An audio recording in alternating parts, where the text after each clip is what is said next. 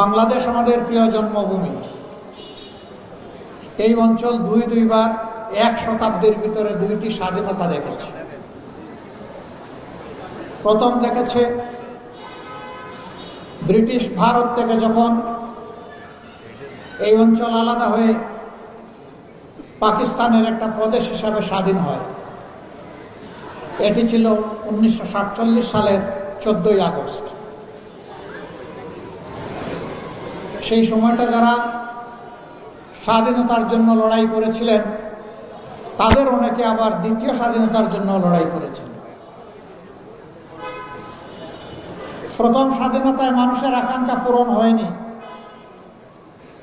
বরঞ্চ 23 বৎসরের অখণ্ড পাকিস্তানে একটি প্রদেশ হিসাবে আমাদের অবস্থান ক্ষেত্র বিশেষে অনেক কিছু থেকে আমরা বঞ্চনার শিকার ছিলাম। আমাদের ন্যায্য পাওনার দাবিতেই 70 সালের নির্বাচনের ম্যান্ডেট অনুযায়ী এদেশের লোকদেরই দেশ শাসন করার কথা ছিল, কিন্তু ভাগ্যের পরিহাস, এই সুযোগ থেকে দেশের মানুষ বঞ্চিত হলো। একটি যুদ্ধ অনিবার্য হয়ে উঠল। এই সুযোগটি পাশের দেশ গ্রহণ করল, তারা লুফে নিল। 9 মাসের মুক্তিযুদ্ধের সময় আমাদের পার্শ্ব প্রতিবেশী তারা আমাদেরকে থাকার জায়গা দিয়েছে, খাবার সংকুলন করেছে, অস্ত্র সরবরাহ করেছে, ট্রেনিং দিয়েছে। প্রতিবেশী হিসাবে বিপদের সময় এ কাজ তারা করতেই পারে। নিঃসন্দেহে যদি কোনো স্বার্থের বিনিময়ে না হয়ে প্রতিবেশীর প্রতি দায়িত্ব পালনের জন্য হয়ে থাকতো, তাহলে নিঃসন্দেহে এটি প্রশ্নের ঊর্ধ্বে একটি মহৎ কাজ হিসাবে বিবেচিত হতো। কিন্তু আমরা কি দেখলাম? আমরা দেখলাম 9 মাসের যুদ্ধের শেষ প্রান্তে এসে যখন পাকিস্তান দখলদার বাহিনী আত্মসমর্পণের সিদ্ধান্ত নিল, 9 মাস যার নেতৃত্বে মুক্তিযুদ্ধ হলো, সেই মুক্তিযুদ্ধের প্রধান সেনাপতি জেনারেল উসমানীকে বাংলাদেশে আসতে দেওয়া হলো না। তাকে ত্রিপুরার রাজধানী আগরতলায় আটকে রাখা হলো। তিনি মুক্তিযুদ্ধ পরিচালনা করলেন, কিন্তু পাকিস্তান বাহিনীর আত্মসমর্পণটা স্বচক্ষে দেখার সুযোগটা থেকে তাকে বঞ্চিত করা হলো। তাকে দূরে রেখে ভারতীয় পূর্বাঞ্চলের কমান্ডারের সামনেই পাকিস্তান বাহিনীকে আত্মসমর্পণে বাধ্য করা হলো। এবং সেই দিন 93,000 যাদেরকে লৌহ বাহিনী বলা হতো, আয়রন ট্রুপ, তাদের সমস্ত সামরিক যানবাহন, যুদ্ধাস্ত্র, রেশন, গাড়ি ঘোড়া সব কিছু উজাড় করে ভারতে নিয়ে যাওয়া হলো। ভারত 54 বৎসরে আমাদের নেওয়া অস্ত্র, গোলাবারুদ, গাড়ি ঘোড়ার কিছুই ফেরত দেয়নি, এমনকি গুলির একটা খোসাও আমাদেরকে ফেরত দেয়নি।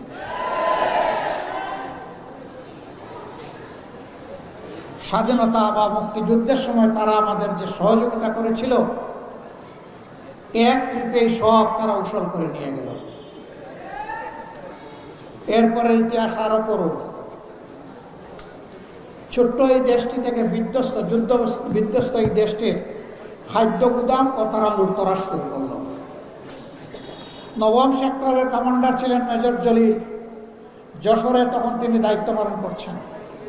তিনি তার সঙ্গে ফোর্স নিয়ে রাস্তায় শুয়ে গেলেন, বললেন, দেশ এই জন্য বুক চিতিয়ে যুদ্ধ করে স্বাধীন করেনি, পাশের দেশ আমার দেশের খাদ্য গুদাম লুণ্ঠন করে নিয়ে যাবে, আমার বুকের উপর দিয়ে নিতে হবে, তাদেরকে আমি রাস্তা দেব না। 18 ঘন্টা তিনি সঙ্গী সেনাবাহিনীকে সাথে নিয়ে এইভাবে রাস্তার উপরেই ছিলেন।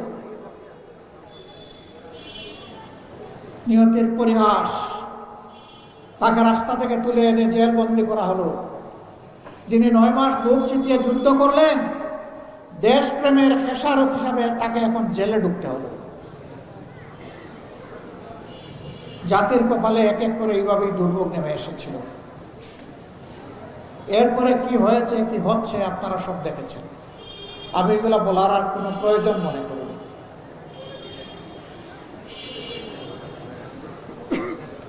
শেখ মুজিবুর রহমান সাহেব বিপুল জনপ্রিয়তা নিয়ে 1972-এর 10 জানুয়ারি দেশে ফিরেছিলেন।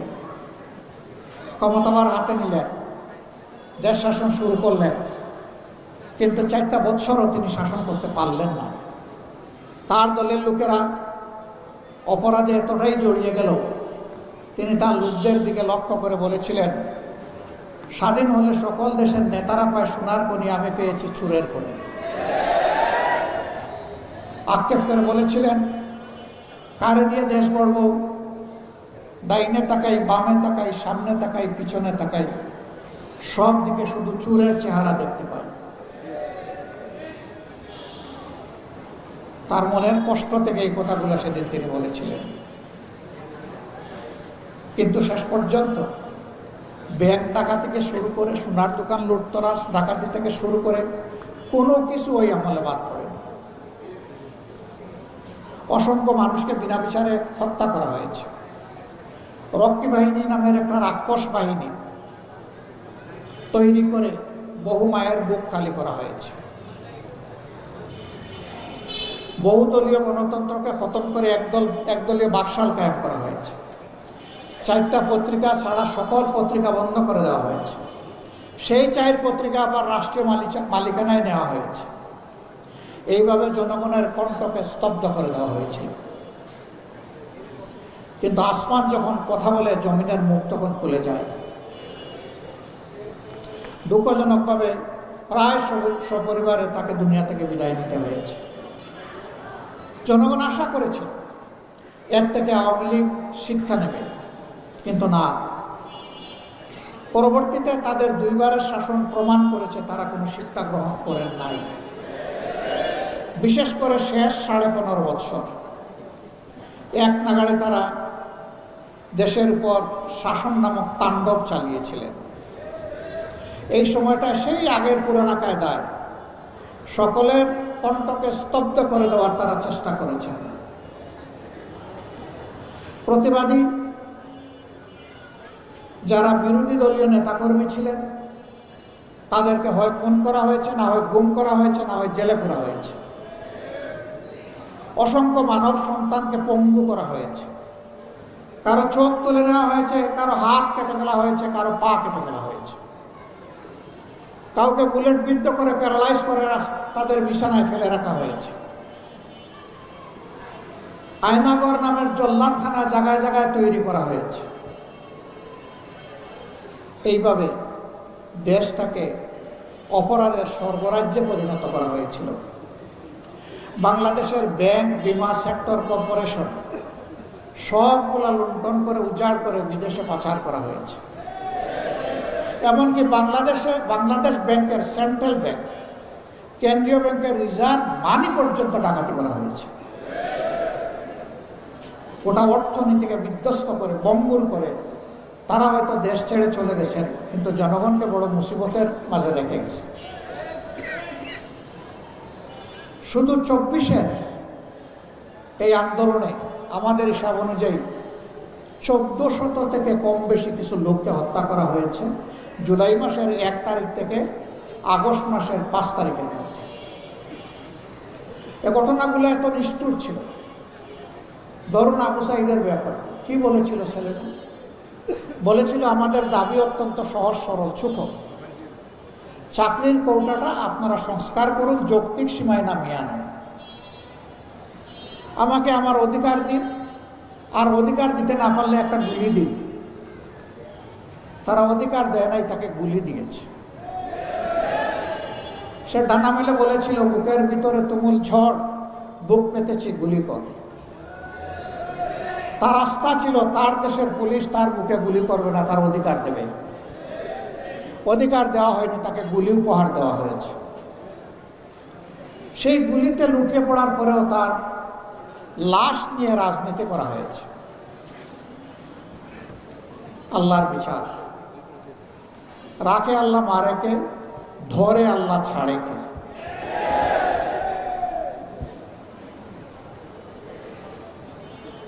বন বাড়তে বাড়তে একসময় পুড়ে, এরপরে একটা বাহিনীর গাড়িতে একটা তরতাজা যুবককে তুলে নেওয়া হলো, পিটিয়ে পিটিয়ে তাকে আদমরা করে গাড়ি থেকে নিচে ফেলে দেওয়া হলো এবং তার উপর দিয়ে গাড়ির চাকা চালিয়ে দেওয়া হলো। এই দৃশ্য দেখে মা বোনেরা অন্তর সামলাতে পারেননি, তাই কুলের শিশু নিয়েও তারা রাস্তায় নেমে পড়েছিলেন। বাঁচতে হবে, বাঁচার জন্য লড়তে হবে। তারা সেই লড়াইটাই করেছেন সফলভাবে। আশুলিয়ায় তরতাজা মানুষগুলোকে পিটিয়ে পিটিয়ে আদামরা করে ট্রাকে ছুঁড়ে মারা হলো, পেট্রোল ছিটানো হলো, জিতা মানুষকে আগুন দিয়ে পুড়িয়ে মারা হলো।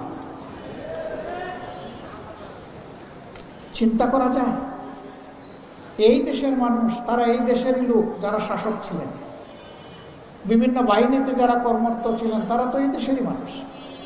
তাদেরই কারো না কারো সন্তান হয়তো এর মাঝে থাকতে পারত, কিন্তু সেই নিষ্ঠুর আচরণগুলো করা হয়েছে। এমনকি রাজপথে গুলি করে তারা শান্ত হননি, ক্ষান্ত হননি, আকাশ থেকে গুলি করে পাকের মতো মানুষ মেরেছে। 15.5 বছরে আমরা বড় মজলুম সংগঠন ছিলাম। আমাদের অফিস তালাবদ্ধ, আমাদের নিবন্ধন কেড়ে নেওয়া হয়েছে, আমাদের প্রতীক নাই, আমাদের বাড়িঘর বুলডোজার দিয়ে ভাঙ্গা হয়েছে, আমাদের লোকদেরকে খুন করা হয়েছে, ফাঁসিতে ঝুলানো হয়েছে, আমাদের লোকদেরকে গুম করা হয়েছে, আয়না করে পাঠানো হয়েছে, শেষ পর্যন্ত আমাদেরকে নিষিদ্ধ করা হয়েছে। কিন্তু 5 আগস্ট আল্লাহ তাআলা যখন এই জাতিকে সাময়িক মুক্তি দিলেন, আমরা সেজদায় পড়ে আল্লাহ শুকরিয়া আদায় করলাম। আর আমরা ঘোষণা করলাম, যারা পাশবিক চরিত্রের তারা পশুর কাজ করেছে, আমরা সেই কাজ করব না। আমরা কারো উপর থেকে ব্যক্তিগতভাবে কোনো প্রতিশোধ নেব না। প্রতিশোধ প্রতিহিংসার জন্ম দেয় এবং প্রতিহিংসা সমাজকে ধ্বংস করে ছাড়ে। তবে যারা আহত, নিহত পরিবারের সদস্য এবং আহতরা, ন্যায় বিচার পাওয়ার অধিকার অবশ্যই তাদের আছে। ন্যায় বিচারের জন্য তারা আদালতে যাবেন, কিন্তু কেউ নিজের হাতে আইন তুলে নেবেন না। আমরা আমাদের সহকর্মীদেরকে বললাম যে আপনারা শান্ত থাকুন, ধৈর্য ধরুন, কেউ কারো উপর হাত বাড়াবেন না। আলহামদুলিল্লাহ 56,000 বর্গমাইলের 18 কোটি মানুষের এই দেশে আমাদের লক্ষ লক্ষ কোটি কোটি সহকর্মী আমাদের এই আহ্বানে সাড়া দিয়েছে। প্রমাণ করেছে আওয়ামী লীগ দায়িত্ব জ্ঞানহীন, নিষ্ঠুর, পাষাণ হলেও আল্লাহ তাআলা আমাদেরকে বিবেক দিয়েছেন, আমরা দায়িত্ব জ্ঞানহীন হতে পারি না। সেই সময়টা আমরা আশঙ্কা করলাম একদল মতলববাজ এখন সুযোগ সন্ধানী হয়ে মাঠে ঝাঁপিয়ে পড়তে পারে। এই জন্য আমরা আমাদের দলীয় নেতা কর্মীদেরকে স্বেচ্ছাসেবক হিসেবে বিভিন্ন ধর্মীয় প্রতিষ্ঠান পাহারা দেওয়ার দায়িত্ব দিলাম, ভালনারেবল মার্কেটগুলা পাহারা দেওয়ার দায়িত্ব দিলাম। বাড়িঘরে যারা আশঙ্কা করেছেন, আমাদের সহযোগিতা চেয়েছেন, তাদের বাড়িঘরও পাহারা দেওয়ার দায়িত্ব আমরা নিলাম। হ্যাঁ, তাদের কেউ যদি কালপ্রিট হয়, আমরা আইনের হাতে তাদেরকে তুলে দেব, কিন্তু নিজেরা আইন হাতে তুলে নেব না। পতিত দলের স্বৈরাচারের একজন নেতা বারবার বলতেন, আওয়ামী লীগ যদি ক্ষমতা থেকে বিদায় নেয়, 2 দিনে কমপক্ষে 5 লক্ষ আওয়ামী কর্মীকে খুন করা হবে। আমি জিজ্ঞেস করি, ঢাকায় কি 5 লক্ষ লোক খুন হয়েছে? 5,000? আওয়ামী লীগের 505 জন হয় নাই। কেন হয় নাই? ওদের দেশবাসীর প্রতি দরদ দায় না থাকতে পারে, কিন্তু আমাদের দায় এবং দরদ আছে। আমরা দেশকেও ভালোবাসি, মানুষকেও ভালোবাসি।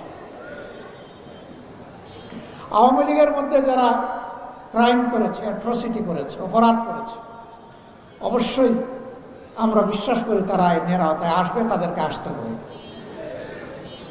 কিন্তু তাই বলে সবাই আইনের প্রয়োগ করার অধিকার রাখে না। আইন প্রয়োগ করবে আইন প্রয়োগকারী সংস্থা, বিচার বিভাগ তার দায়িত্ব পালন করবে। গতকাল একটা মামলার রায় হয়েছে, আমরা মনে করি এর মধ্য দিয়ে মজলুমানের কান্না কিছু হলেও থামবে ইনশাআল্লাহ। স্বজনহারা পরিবারগুলো সাময়িক কিছু সান্ত্বনা পাবে।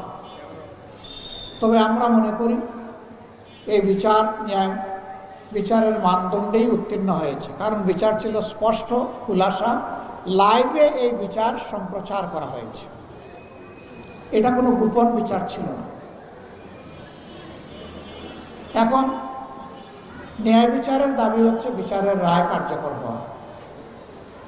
আমরা সরকার এবং বিচার বিভাগের প্রতি আহ্বান জানাব যে আপনার তার উপযুক্ত পদক্ষেপ গ্রহণ করুন। দেশবাসী আপনাদের সাথে আছে, দেশবাসী আপনাদের সাথে থাকবে। পরিত্যক্ত দলটি গতকাল লকডাউন আহ্বান করেছিল। আপনারা কি সবাই নিজ ঘরে বন্দী হয়ে বসেছিলেন? কেউ এটা মানে নাই। সবাই রাস্তায় যার যার কাছে স্বাভাবিকভাবেই ব্যস্ত ছিলেন। এর দ্বারা প্রমাণ হয়েছে তাদের সাথে জনগণের কোনো সম্পর্ক নেই। হ্যাঁ, তারা যদি তাদের অপরাধ বুঝেন, লজ্জিত হন, তারা যদি ক্ষমাপ্রার্থী হন এবং আইনের কাছে নিজেকে সাপোর্ট করেন, তাহলে আমরা ধরে নিব তারাও দেশটাকে ভালোবাসে। আমাদের বক্তব্য স্পষ্ট, আমরা কারো উপর কোনো অবিচার চাই না। প্রত্যেকটি নাগরিকের অধিকার আছে ন্যায় বিচার পাওয়ার। তাদেরও কারো উপর অবিচার হোক সেটাও আমরা চাই। যা আমাদের উপর করা হয়েছে ওটাও করা হোক, তাও আমরা চাই। বরঞ্চ ন্যায় বিচার যেন সর্বক্ষেত্রে নিশ্চিত করা হয়। প্রিয় দেশবাসী, গেল তো ওই চ্যাপ্টার, এখন কি হবে? এখন কি ওইগুলা নিয়ে পড়ে থাকবো নাকি সামনে আমাদের আগাতে হবে? আমরা দেশটাকে নিয়ে সামনে আগাতে চাই। এই দেশটাকে নিয়ে সামনে আগানোর জন্য আমাদের কতগুলো মৌলিক জায়গায় অবশ্যই দৃষ্টি দিতে হবে। বাংলাদেশ জামাত ইসলামী কতগুলো মৌলিক জায়গাকে চিহ্নিত করেছে অগ্রাধিকার হিসেবে। প্রথম জায়গাটাই হচ্ছে আমাদের শিক্ষা। একটা ভালো জাতি গড়ে তুলতে হলে ভালো একটা শিক্ষা ব্যবস্থা আমাদের লাগবে। বর্তমান শিক্ষা ব্যবস্থায় আমাদের সন্তানদেরকে তাদের মেধা বিকাশে যথাযথ সহায়তা করা হচ্ছে না, যার কারণে অনেক মেধা ঝরে পড়ছে, আবার অনেক মেধা আংশিক বিকশিত হচ্ছে। আমরা চাই মেধার পূর্ণ বিকাশ। এই জন্য শিক্ষাকে আমরা নৈতিকতার উপর ভিত্তি করে সম্পূর্ণ আধুনিকায়ন করতে চাই। শিক্ষাকে যদি মডার্ন যুগের সাথে না মিলানো যায়, সকল টেকনোলজির দিক থেকে আমরা শুধু পিছনেই পড়ে থাকবো, আমরা সামনে আগাতে পারবো না। আমাদের স্বপ্ন, আমাদের সন্তানেরা জন্ম নেওয়ার পরে তারা তাদের পর্যাপ্ত চিকিৎসা পাবে এবং একটু বড় হইলেই তারা সঠিক শিক্ষাটা পাবে। শিক্ষার পাঠ চুকিয়ে যেদিন তারা বের হবে, সাথে তারা একটা কাজ নিয়ে বের হবে, বেকার হয়ে বের হবে না।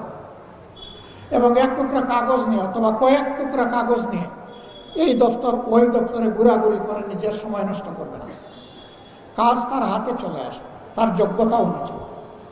যার যেমন যোগ্যতা সেই যোগ্যতার কাজ তার হাতে চলে আসবে, অফার চলে আসবে। অফার হয়তো অনেকগুলো আসবে, এর মধ্যে থেকে যেটা উত্তম সেটাই সে চয়েস করবে।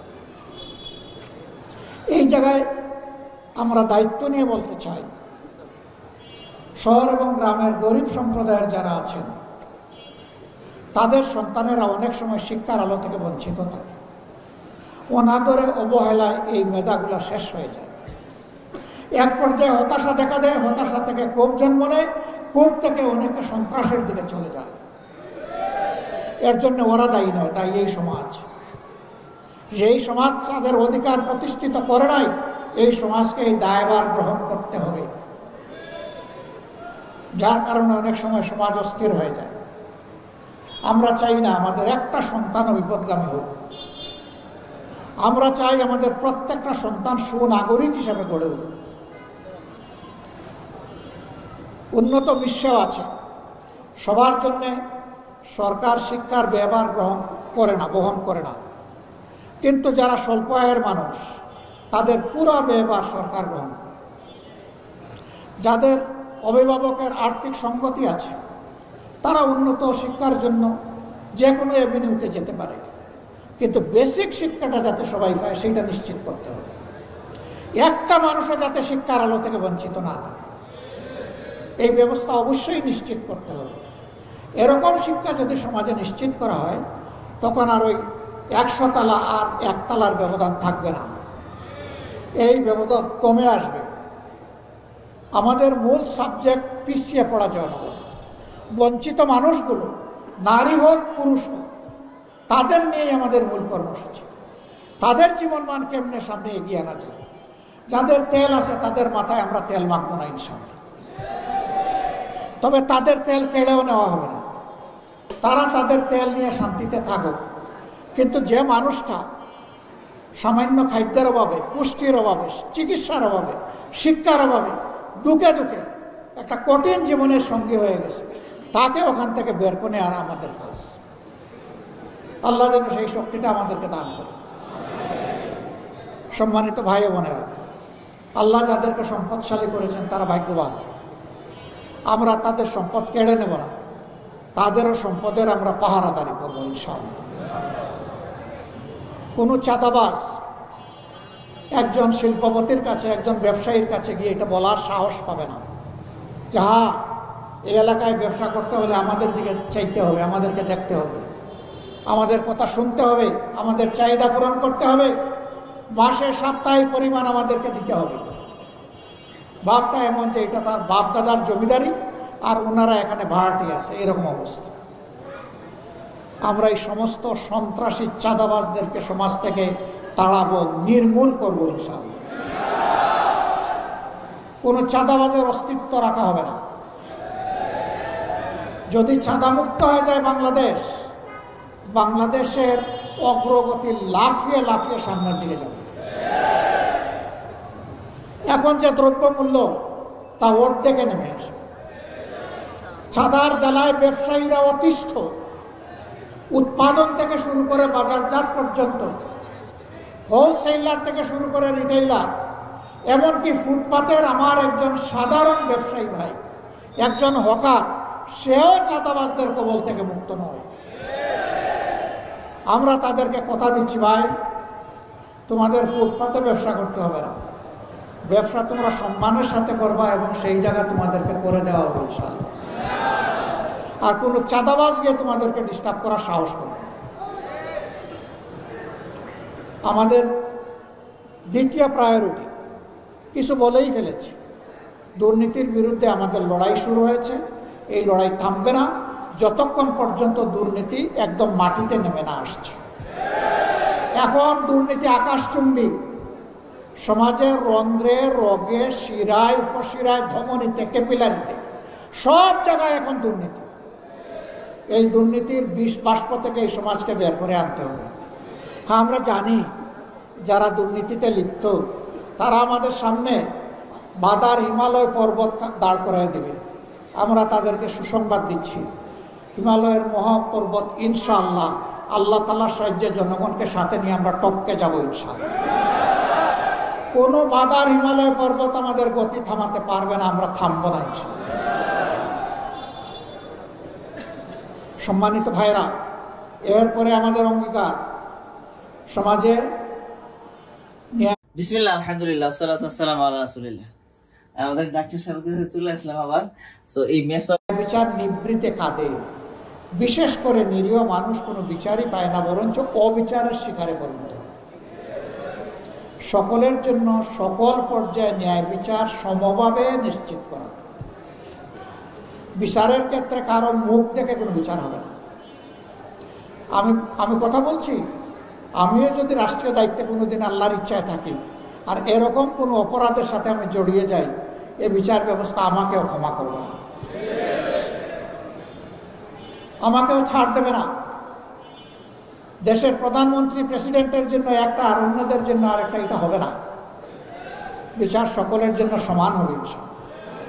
সেই ন্যায় বিচার নিশ্চিত করলে সমাজ থেকে বহু ধরনের বৈষম্য অটোমেটিক্যালি দূর হয়ে যাবে এবং বিচারকেরা সম্মানের আসনে থাকবেন। একসময় তাদের ভীষণ সম্মান ছিল। সাধারণ একজন ম্যাজিস্ট্রেটও তিনি সাধারণ বাজারে ঢুকতেন না, সাধারণ মানুষের সাথে মিশতেন না, কেউ কোনোভাবে তাদের কাছ থেকে কোনো আনডিউ প্রিভিলেজ, অবৈধ কোনো সুযোগ নিয়ে নিতে পারে, এই জন্য তারা বাজার টাজার করতেন না। এখন সেই ডিগনিটিটা নেই।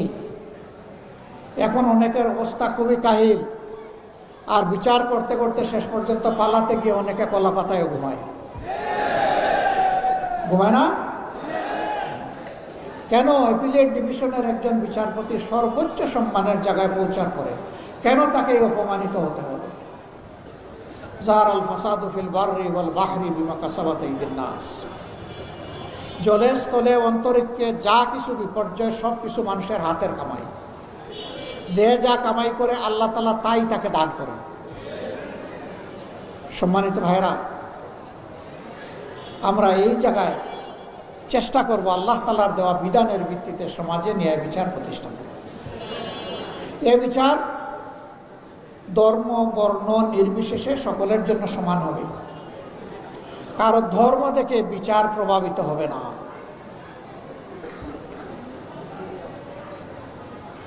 আলী করমুল্লাহ ওয়াজহু, তিনি ইসলামের চতুর্থ খলিফা। যে কোনোভাবেই হোক তার তলোয়ারটি খোয়া গেল, সন্ধান পাওয়া গেল কোনো একজন বেদুইনের দখলে এই তলোয়ার আছে যিনি মুসলমান নন। খলিফা প্রধান বিচারপতির দফতরে মামলা দায়ের করলেন ওই লোকটার বিরুদ্ধে। মামলার তারিখ পড়ল, বাদীকে বলা হলো উপযুক্ত সাক্ষী নিয়ে যথাসময়ে আপনি হাজির থাকবেন। তিনি তার দুই সন্তানকে সাথে নিয়ে হাজির হলেন, হযরতে হাসান রাদিয়াল্লাহু তাআলা আনহু এবং হযরতে হুসাইন রাদিয়াল্লাহু তাআলা। যখন বিচার শুরু হয়েছে, প্রধান বিচারপতি বললেন যে আপনি সাক্ষী উপস্থাপন করুন আপনার অভিযোগের সপক্ষে। তিনি তার বড় ছেলের হাত ধরে বললেন, বাবা তুমি উঠো, সাক্ষী দাও। তিনি বললেন, হ্যাঁ এটা আমার বাবার তলোয়ার। বলে, উনি আপনার পিতা? বলে, হ্যাঁ। আপনার সাক্ষী গ্রহণযোগ্য না, আপনি জানেন। বলা হলো দ্বিতীয় সাক্ষী আনুন। তিনি বললেন, সেও আমার সন্তান। বললেন যে ওই সাক্ষীও গ্রহণযোগ্য না। যেহেতু উপযুক্ত সাক্ষী প্রমাণ আপনি দিতে পারেন নাই, এর বাইরে কি কোনো সাক্ষী আছে? যে আমার আর কোনো সাক্ষী নেই, এই তলোয়ার যে আমার, এর বাইরে আমার আর কোনো সাক্ষী নেই। তখন বললেন, যেহেতু আপনি সাক্ষী প্রমাণ দিতে পারলেন না, আপনার অভিযোগ খারিজ করা হলো। এই বিচারে সন্তুষ্ট হয়ে উভয়ে চলে যাচ্ছেন। একজন চলে যাচ্ছেন, বাপ আমি বেঁচে গেলাম। আরেকজন চলে যাচ্ছেন যে ন্যায় বিচার প্রতিষ্ঠিত হলো। প্রধান বিচারপতি আমার মুখ দেখে বিচার করেন। তিনি নিশ্চিত হলেন যে এই রাজ্যে অবিচার হবে না, এই জন্য তিনি সন্তুষ্ট। ওই বেদুনের মনে হঠাৎ করে ঢেউ জাগলো। সে দৌড়াইয়া এসে আবার বলল, মাননীয় প্রধান বিচারপতি, আপনি কি অভিযোগকারীকে আবার একটু ডাকবেন? কেন? বলে, আমার একটু কথা আছে, আমি একটু সারেন্ডার করতে চাই। ডাকা হলো। আসার পরে বললেন, তুমি কি বলবে বলো। সে বলবে যে আমি প্রভুর নামে সাক্ষী দিয়ে বলছি এই তলোয়ারটা আমার নয়, এটা খলিফার তলোয়ার। আমি এই তলোয়ার এনে দিচ্ছি, এই তলোয়ারটা ওনার হাতে দেন। তলোয়ার যত জায়গায় আসলো, প্রধান বিচারপতি এটা খলিফাকে দিলেন। খলিফাকে দেওয়ার পরে তিনি বললেন যে অভিযুক্ত ব্যক্তিটি সত্যের সপক্ষে দাঁড়ানোর কারণে আজকে আমি তাকে এটা উপহার দিলাম। আগে সে চুরি করেছিল, এবার তিনি উপহার দিলেন, কারণ সে সত্য কথা বলেছে, সত্য স্বীকার করে নিয়েছে। তার শুধু তলোয়ার ফেরত না, তার কিন্তু শাস্তি হওয়ার কথা চুরির দায়ে। This is the beauty of Islamic jurisprudence. ইসলামের বিচার ব্যবস্থার এটাই হচ্ছে সৌন্দর্য। কাউকে খাতির করবে না, এখানে খলিফাকেও খাতির করবে। খলিফা বলতে পারতেন, কেন আমি রাষ্ট্রের খলিফা, আমাকে বিশ্বাস করেন না? না, এটা বলার তার কোনো অধিকার নেই। তাকে ইসলামের সাক্ষ্য আইন মানতে হয়েছে। আমরা সেই ন্যায় বিচারটা এই দেশে দেখতে চাই। আপনারা কেউ দেখতে চান? এটা তো দুর্বল ইনশাআল্লাহ হলো। আপনারাও দেখতে চান? তার মানে সবাই চায় ন্যায় বিচার। কে না চায়? সবাই চায়। আমাদের তৃতীয় প্রায়োরিটি হচ্ছে, আমাদের সমস্ত অর্থ ব্যবস্থা ধ্বংস হয়ে গেছে। ব্যাংক, বিমা, কর্পোরেশন, সেক্টর, ইন্ডাস্ট্রি সব লুট হয়ে গেছে, উজাড় হয়ে গেছে। আমরা জনগণের সম্পদ জনগণের কাছে ফিরায় আনার লড়াই করবো ইনশাআল্লাহ। কতটুকু পারবো জানি না, কিন্তু লড়াই আমরা করব। 2 নম্বর, ভবিষ্যতে আর কোনো দুর্বৃত্ত জনগণের সম্পদে যাতে হাত না দিতে পারে তার ব্যবস্থা করা হবে এবং দুর্নীতির জড় কেটে দেওয়া হবে ইনশাআল্লাহ। সম্মানিত বন্ধুগণ, এরপরেই আমাদের অবস্থান হচ্ছে বিভিন্ন দেশের সাথে আমাদের সম্পর্ক। আমাদের কথা সাফ, একেবারেই সাফ, যে আমরা সকল দেশের সাথে, সভ্য দেশের সাথে বন্ধুত্বপূর্ণ সম্পর্ক রক্ষা করব, কিন্তু কারোই প্রভুত্ব আমরা মেনে নেব। একটা স্বাধীন দেশ যেভাবে তার স্বাধীন পররাষ্ট্রনীতি থাকার কথা, ইনশাআল্লাহ সেই স্বাধীন পররাষ্ট্রনীতি আমরা গড়ে তুলব ইনশাআল্লাহ। ব্যবসা বাণিজ্যে, চাকরি বাকরিতে আমাদের বোনদের অংশগ্রহণ কেমনে হবে? এখন যেভাবে হচ্ছে তার চাইতে আরো ভালো হবে ইনশাআল্লাহ। তার চাইতে ভালো মানে কি? তার চাইতে ভালো মানে হচ্ছে যে সমস্ত পেশায় দায়িত্বে তারা নিয়োজিত আছেন সেই জায়গায় তাদেরকে সম্মান দেওয়া হবে এবং তাদের পূর্ণ নিরাপত্তা নিশ্চিত করা হবে। আমেরিকায় একটা বক্তব্যে আমি বলেছিলাম, ইনসাফের দাবি পূরণ করতে গিয়ে মহিলাদের কর্মঘণ্টা কমিয়ে দেওয়া হবে। অনেকে এটার ভুল ব্যাখ্যা করেছে। একটা মিটিংয়ে সব কিছু বলা যায় না। চিন্তা ভাবনা না করে এই কথা তো আমরা বলি নাই, আমরা চিন্তা করেই বলেছি। কেন? একজন মহিলা, তিনি একজন শুধু মহিলা না, শুধু একজন কর্মজীবী না, তিনি একজন মা, সভ্যতার তিনি কেন্দ্রবিন্দু। একজন মহিলা ঠিক তো পরিবার ঠিক, পরিবার ঠিক তো রাষ্ট্র ঠিক। এই মহিলারা তারা তাদের উদরে সন্তান ধারণ করেন, গর্ভের সন্তান জন্মগ্রহণ করার পরে তাকে লালন পালন করেন বুকের দুধ দিয়ে, স্নেহ ভালোবাসায় তাকে শিক্ষা দিয়ে মানুষ করেন। তারা পরিবারের সব কিছুকে সামলান। এই দায়িত্ব পুরুষদের নাই এবং চাইলেও এটা পারবে না। এই আমেরিকায় অন্য আরেক জায়গায় একজন প্রশ্ন করেছেন এক ভদ্রলোক, যে এটা কি বৈষম্য হলো না, যে ওনারা করবে 5 ঘন্টা, আমরা করবো 8 ঘন্টা? তাহলে অবশ্যই বৈষম্য। দেখে আর কোনো বৈষম্য আছে কিনা। আচ্ছা, আগামী 1 বছরের ভিতরে পুরুষদের মধ্যে যারা পেটে বাচ্চা নেবেন তারা একটু হাত তুলে। এখন থেকে সবাই মিটমিট করে আসে আর মাথা নিচের দিকে দেয়। ওইটা কিভাবে সম্ভব? আচ্ছা, এটা পারবেন না, বুঝলাম, এটা অনেক অসম্ভব জিনিস। আচ্ছা ঠিক আছে, এটা পারলেন না। আপনার স্ত্রী যে বাচ্চাটা জন্ম দিবেন সেই বাচ্চাটাকে বুকের দুধ যারা খাওয়াবেন, নিজের বুকের দুধ, তারা একটু হাত তোলে। এবারও আসে বলে যে এটাও তো সম্ভব নয়। আমি বললাম যে তাইলে কি এটা বৈষম্য না? একজন 2 দায়িত্ব, মহান গুরু দায়িত্ব পালন করলো, আপনি কিছুই করলেন না, এটা তো বৈষম্য রে ভাই। এই বৈষম্যের কম্পেনসেশন হবে তাদের কর্মঘণ্টা কমিয়ে দেওয়া। এই কর্মঘণ্টা যখন কমিয়ে দেওয়া হবে, ফুল কনসেন্ট্রেশন, মনোযোগ নিয়ে তারা কাজ করবে।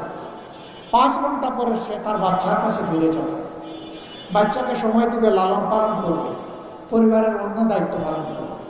এটা তো সমাজেরই কাজ। এখন আরেক দল বলছে আহারে গেল তো গেল, সব গেল। আগে এমনিই অনেকে মহিলাদেরকে কাজে নিয়োগ দিতে চায় না, এখন যখন দেখবে 5 ঘন্টা তখন তো আর দিতেই চাইবে না। হ্যাঁ ভাই, 5 ঘন্টা আমার একজন মা, একজন বোন ডিউটি করবেন, কিন্তু ইনশাল্লাহ তারা 8 ঘন্টার বেতন পাবেন। এই বোঝা গিয়ে যিনি এমপ্লয়ার, নিয়োগকর্তার ঘাড়ে এটা পড়বে না, এটা রাষ্ট্রের দায়িত্ব। আমরা সেই ওয়েলফেয়ার রাষ্ট্র, কল্যাণ রাষ্ট্রটা করতে চাই, যা জনগণের কল্যাণে নিবেদিত হবে, যার আয় ব্যয় সব কিছু আবর্তিত হবে জনগণের কল্যাণকে কেন্দ্র করে ইনশাআল্লাহ। এই মাদেরকে এখান থেকে সম্মানিত করা হবে। তবে যদি কোনো মা স্বেচ্ছায় তিনি বলেন যে না, আমার সুযোগ আছে, আমার বাচ্চারা বড় হয়ে গেছে, আমি 8 ঘন্টা কাজ করেই আমি 8 ঘন্টার বেতন নেব, তাকে আলাদাভাবে সম্মানিত করা হবে ইনশাআল্লাহ। এখন বাকি যে 3 ঘন্টা থাকলো, এটা কিভাবে পোষাবে? এই 3 ঘন্টার জন্য পার্ট টাইমার যারা 5 ঘন্টাও পারবে না, 8 ঘন্টাও পারবে না, এরকম অনেক মহিলা আছেন, তিনি 3 ঘন্টা পারবেন, তিনি ওই 3 ঘন্টা কাজ করবেন, তিনি 3 ঘন্টার বেনিফিট নেবেন ইনশাআল্লাহ। তাইলে একজন মানুষের জায়গায় আরেকজন মানুষ কিন্তু ফিট হয়ে গেল। অনেকে বলছে এর মাধ্যমে জব কমে যাবে, জব তো বেড়ে গেল ভাই, কমলো কোথায়? আগে একজন ছিল, এখন 2 জনের পার্টনারশিপ এখানে বিল্ড আপ হবে।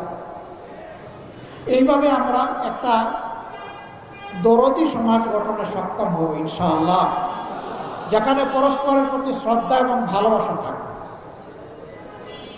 আবার কারো ওই রকম সন্তান ছোট নেই, তার সংসারে এত বেশি সময় দেওয়ার দরকার নাই, কিন্তু তার প্রয়োজন আছে, তিনি ওভারটাইম করতে চান। যদি নিয়োগকারী সংস্থা তার কাছ থেকে ওভারটাইম সার্ভিস নিতে চায় আর তার যদি সেই সুযোগ থাকে, সেইটাও বাধা দেওয়া হবে না। সকল দুয়ার খোলা থাকবে, যে যে অপশনে ইন করতে চাইবেন তার জন্য সেই সুযোগটা ওপেন হয়ে যাবে ইনশাআল্লাহ। তো কি অপরাধটা আমি করলাম বলেন তো? এই যারা আমার দিকে কামানের গুলি ছোড়া শুরু করলেন, আমি আশা করব আমার এই কথাগুলা শোনার পরে তারা একটু শান্তি পাবেন ইনশাআল্লাহ।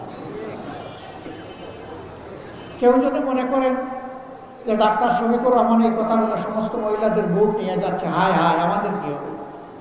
ভাই, আপনাদেরকেও যদি সব ভোট দিতে দেয়, কিন্তু মায়েরা বোনেরা যদি তাদের নিরাপত্তা ভেবে তাদের জন্য সবচেয়ে কমফোর্টেবল জোন হিসাবে আমাদেরকে বাছাই করে নেয়, সেটাও আপনাদেরকে মেনে নেওয়ার জন্য প্রস্তুত থাকতে হবে। ওখানেও আপত্তি তুলতে পারবেন না।